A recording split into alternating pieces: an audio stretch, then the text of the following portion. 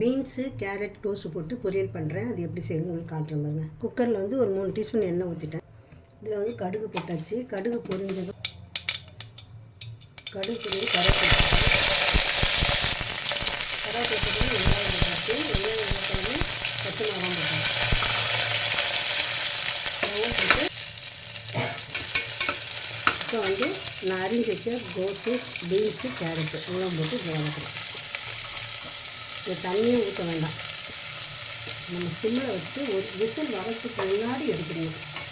இப்போ கலர்ஃபுல்லாக இருக்கும் கேரட்டு பீன்ஸு கோஸு. ஒரு 5 நிமிஷம் வேலை முடியும். தண்ணி ஊற்றாமே பண்ணிடலாம்.